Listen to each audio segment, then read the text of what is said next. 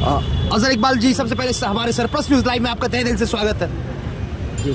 जैसे कि हम लोग देख रहे हैं कि अभिषेक बनर्जी जी की क़यादत में उन लोगों ने दिल्ली में भी इसका प्रोटेस्ट किया और वहाँ की सरकार ने बहुत ही बुरे ढंग से उन्हें वहाँ से हटाया गया और उनका इंसल्ट किया गया। तो इस बारे में सबसे पहले आप क्या कहना चाहेंगे अजहर जी? नहीं, देखिए, राजनीति में तो ये हमारे नेता श्री अभिषेक बनर्जी ये आवाम के लिए गए थे, आवाम के हक में जी बोलने गए थे, आवाम के हक में पैसा मांगने गए थे। जो पैसा बंगाल के लोग पा रहे हैं, क्योंकि बंगाल के लोग जीएसटी दे रहे हैं, बंगाल के लोग टैक्स दे रहे हैं। ये मनरेगा सिस्टम के तहत जो ग्राम के हमारे गरीब गुरबा जो नीचे तबके के लोग को हमारे सरकार ने इस योजना के तहत काम दिया है ताकि वो गरीब लोग अपने परिवारों का पेट पाल सके, अपने घर चला सके।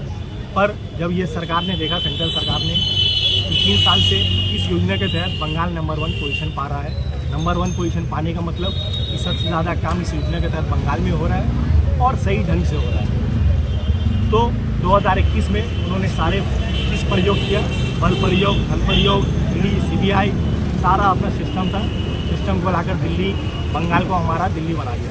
उसके बाद भी बंगाल के अवाम ने दोनों हाथों से हमारी नेत्री श्रीमती ममता बनर्जी को आशीर्वाद दिया और तीसरा बार अपने आशीर्वाद और प्यार से मुख्यमंत्री बनाया बंगाल। ये बीजेपी देखकर बुकरा गई। बीजेपी देखने के बाद इन्होंने सोचा धन प्रयोग, बल प्रयोग, ईडी, सीबीआई करके कुछ नहीं हुआ बंगाल में, ये लोगों को पेट के लात मारा। तो उन्होंने जो सेंट्रल से पैसा आना चाहिए हमारे स्टेट को, हमारे स्टेट के डेवलपमेंट के लिए, मनरेगा सिस्टम के गरीब लोगों के लिए, जो लोग सुबह शाम इस योजना के तहत काम करते हैं, ये उन्होंने 3 साल से इसका पैसा रोक रखा है। अभिषेक बनर्जी हमारे नेता काफ़ी कोशिश की है, लेटर लिखा, रिक्वेस्ट किया। गिरिराज सिंह जो पंचायत मंत्री है, जिनके मंत्रालय में ये मनरेगा सिस्टम आ रहा है, उन्हें रिक्वेस्ट किया, उन्हें लेटर भेजा कि आप हमारे लोगों का पैसा वापस करें, इन्हें हम लोगों को सैलरी देना है। तब गिरिराज सिंह ने ये नहीं माना। तब हमारे नेता ने यह दिल्ली और दिल्ली आंदोलन डाक किए। दिल्ली आंदोलन बुलाने के बाद 2 तारीख को उन्होंने गांधी जी की गांधी जयंती के मौके पे राजघाट पे ये प्रोटेस्ट किया।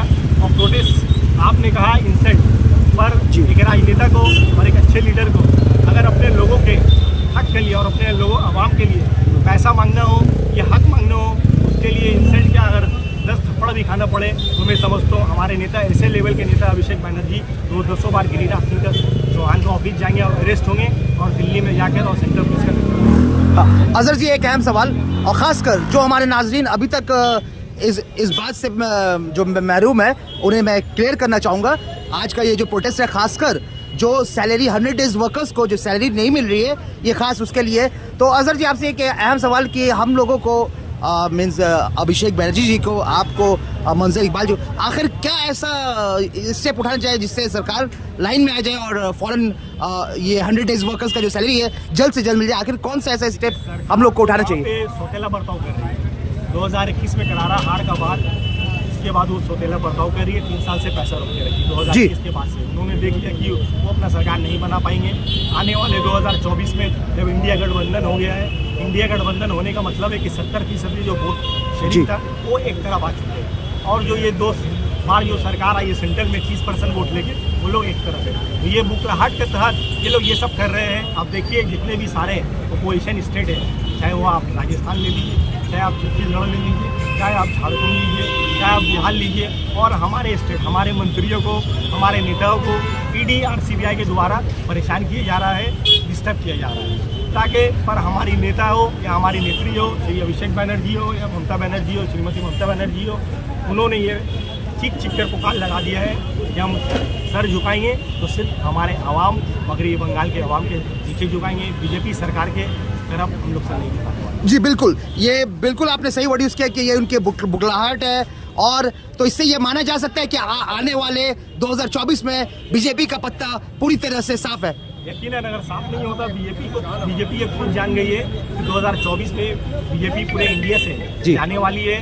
लोग वादा था, देखिए, सबका साथ सबका विकास जी, पर वो लोग पूरे इंडिया का बिल्कुल कर रहे हैं और सिर्फ साथ निभा रहे, कहीं से विकास नहीं हुआ, साथ निभा रहे अपने गुजराती भाइयों का, चाहे वो अडानी हो, चाहे वो अंबानी हो, चाहे वो आप देखिए किसी भी बड़े पद में, ऊंचे पद में जो है। आई देखिए आप बीजेपी का प्रेसिडेंट भी वो भी एक गुजराती है। जी। बीजेपी पार्टी अब बीजेपी पार्टी नहीं रहा, BJP party private limited party हो, ये जी। गुजराती होगा, चाहे वो बीजेपी के पद में हो, चाहे वो बिजनेसमैन अडानी हो या अंबानी हो। तो आवाम ये समझ गई है कि वादा 15 लाख कहाँ गया, 2 करोड़ साल में नौकरी कहाँ गया, बिल्कुल तो महंगाई कहाँ आई है। लोग इन्हें 2014 में नरेंद्र मोदी को आशीर्वाद दिया था महंगाई के खिलाफ, जी पर महंगाई तो ज़मीन से पहले वो ज़मीन में था, अब महंगाई आसमान छू रहा है। तो लोग ने ये देख लिया, ये समझ लिया कि बीजेपी सरकार सिर्फ अब बीजेपी सरकार सिर्फ वो गुजरातियों का सरकार रह चुका है, चाहे वो बिजनेसमैन लीजिए, चाहे वो पार्टी पद में लीजिए। 2024 में पूरे इंडिया का गठबंधन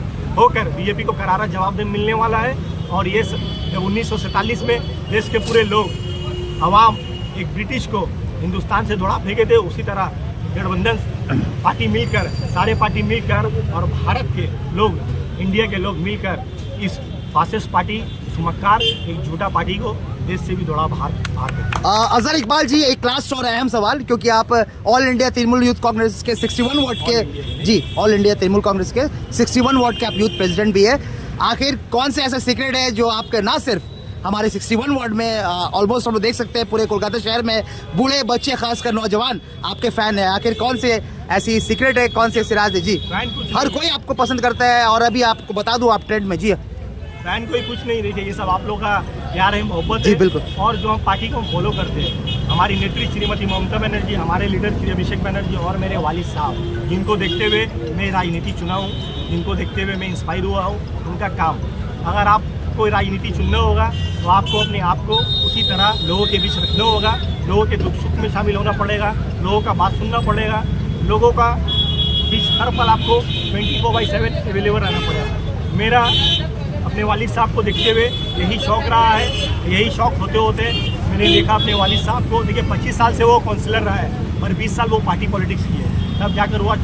और ये 25 साल काउंसलर मतलब एक बार आप आवाम को जी बिल्कुल 25 साल मायने रखता है जी बिल्कुल। 3 बार आवाम धोखा नहीं खाने वाले। यही ये जताता है कि किस तरह का वो लेवल का काम करते हैं आवाम के लिए, पब्लिक के लिए। और हमारे नेता जी पार्टी, जिस पार्टी को हम फॉलो करते हैं, इस पार्टी के लीडर श्रीमती ममता बनर्जी और या श्री अभिषेक बनर्जी, एनर्जेटिक वर्सटा, जिनको देखकर जो एक युवा पॉलिटिक्स बंगाल में आगे आया है, जो यूथ पॉलिटिक्स एक बंगाल में आगे एक भूमिका निभा रहा है, चाहे वो आप किसी भी आंदोलन में ले लीजिए।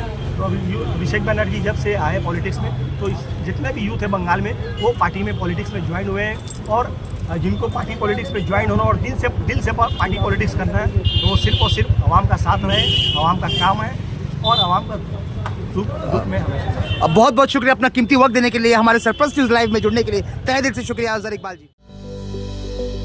Welcome to K-Mall, a premium project by Kaleen Group. K-Mall is in the heart of Kolkata's electronic, garment and lifestyle hub, Khidirpur. K-Mall, which is designed as a world-class mall, is the outcome of endless effort of our experts, combined with modern superb techniques and new age design. Book now